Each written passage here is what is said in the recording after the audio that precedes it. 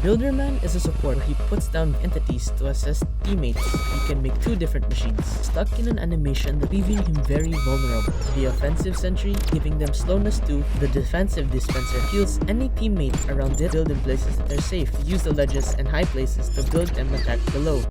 Don't you just hate it? Being torn, crushed, burned, and severed for their satisfaction? Don't you want to use your imagination and win? Heed his words. Listen to what he has said. Let's show them why you should never leave us supports for last. And if it's a fight they want, it's a fight they'll get.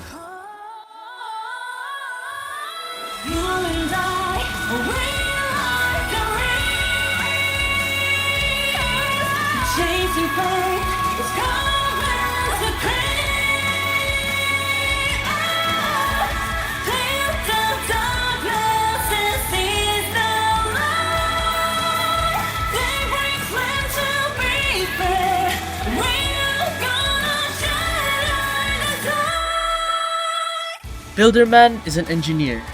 What do engineers do? They solve problems. What's the problem? You're low on health. Okay then, go here and wait. Whoa, that's a lot of you. You're being chased. Let's make them eat a few bullets. See how pathetic 1X is as soon as he's in the range of the sentry? I'm so close yet so far. All he has to do is break. Oh my goodness, he fell on his own. You're the LMS? That's one problem he can't fix. He gets absolutely destroyed in a chase without his machines to help him or his team. Even with a sentry inducing the powers of decimals to cheat death, Jason's vacuum of a hitbox will still hit me from who knows where. With his very meager 90 HP, once his machines go down, he becomes completely reliant on his teammates until he can rebuild an iron fortress. That's if you have teammates that can help you. Or the killer can just make a wall to separate the both of you. Yep, that's fine, I'll take that too. If undealt with, he becomes the most annoying survivor to play against. Well, second most annoying, according to a poll done by Evan and his community, which makes him a real threat to killers. But to the killers, these machines are just measly tools to delay the inevitable. But to someone who can leverage these so-called measly tools, two monsters emerge from this situation, the victor and the victim. With Builderman, you can create a fortress. A fortress so guarded that even in a last man standing, against a player so much better than you can still win. Having a John Doe or Jason at the mercy of your sentry, they become somewhat like 1X and Cool Kid. But even with their projectiles, 1X and Cool Kid still get beat by a sentry.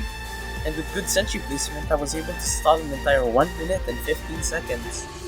One neat trick you can do with Cool Kid, 1X, and John Doe, albeit not recommended, is to parry with your machines. Since your machines have the second highest hit priority, first being guessed, it'll take a hit or two before the killer damages you.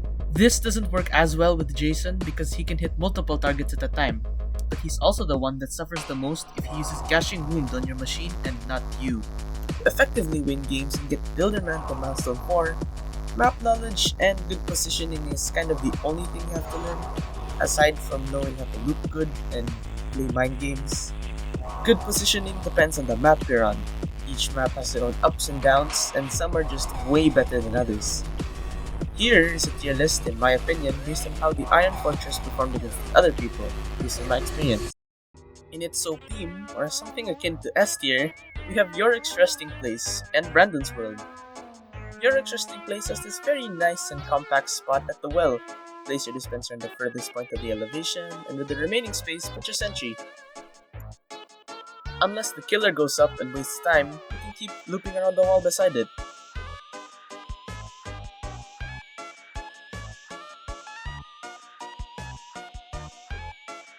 Another spot is at the graveyard, which is the second best on this map. Have a dispenser near the graves while the sentry is on the edge of the broken fence.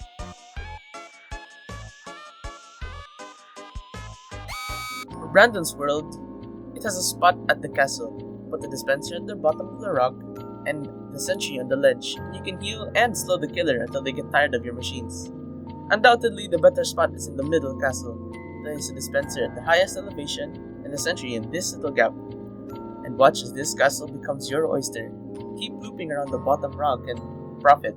Heading over to Viable or A tier has glass houses, underground war, and ultimate Assassin's grounds.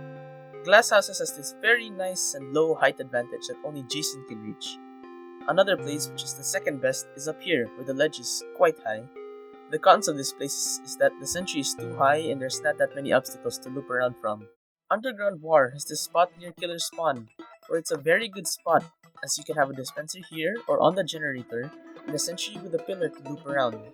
Another nice thing is that if the killer doesn't know this special tech, then 9 times out of 10, they fall straight down, which means they have to bite a few bullets.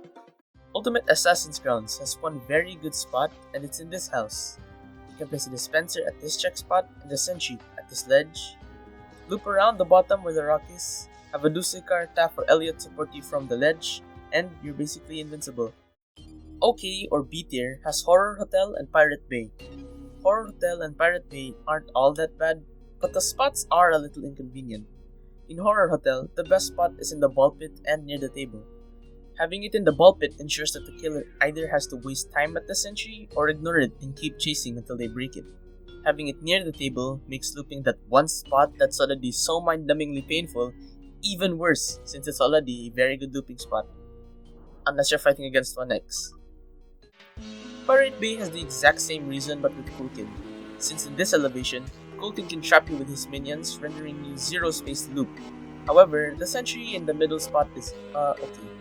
The problem is, it's located in the middle, and if you know what a circle is, middle is close to anywhere, so even if you do run, it won't be long until the killer catches up.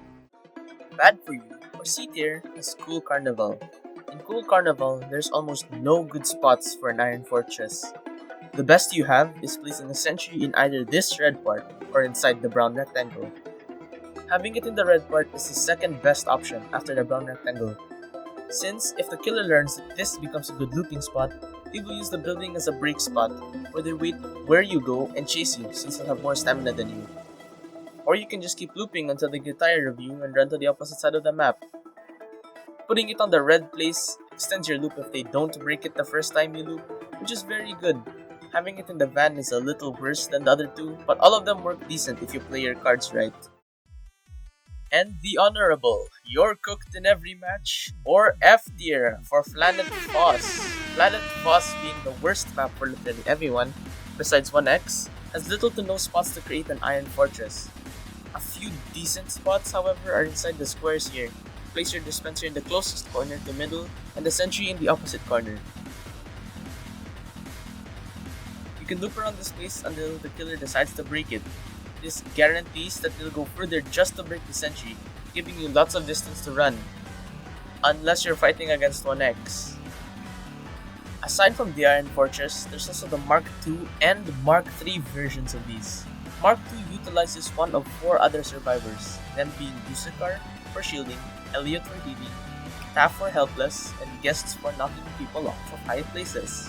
Mark III utilizes all of them. Have I ever tried creating a Mark III before? I don't have enough friends to try it, but what I can say is that Mark II works well on its own already. Having slowness and having the enemy you're pursuing have a shield, I'd rather give up on the spot. But do note that Builderman's hardest counter is 1x, especially in Last Man Standing. If people died near your Iron Fortress and 1x used Rejuvenate the Rotten, best believe your Iron Fortress will become your Iron Coffin. Aside from Rejuvenate the Rotten, 1x also has Mass Infection, meaning not only the sentry but also the dispenser and possibly deal damage. But if you place your sentry on elevation, the one thing 1x is hard countered by, then you may be able to live another day. Or you just get so lucky you don't even have to move to not get hit by Mass Infection. Some of these spots are cursed spikes accessible, as in cursed spikes can hit it, but no, it's not called cursed spikes, it's called part of my corrupt energy. It's also not called cursed spikes, it's called corrupt energy, maybe it's like calling it cursed spikes. The least of your worries is Cool Kid, the small and slightly shorter hitbox than the others. They either have to corrupt nature your sentry and try killing you until they're tired of your sentry, or hopelessly M1 as they can't hit your sentry in elevation. Walk speed override with its current buff might pose an issue, but as long as you can move out of the way, then you're probably fine. That was it for the Milestone 4 Builderman guide. Unlike the Chance Milestone 4 progression, it was actually easier and shorter, mainly due to him being a support. And since you made it to the end, thank you so much for watching. Hope you enjoyed, and I shall see you on the next one. Hopefully the new update drops within the next month or other cool videos since they're already starting to test out noli. But anyways, this is zyalpze, signing out.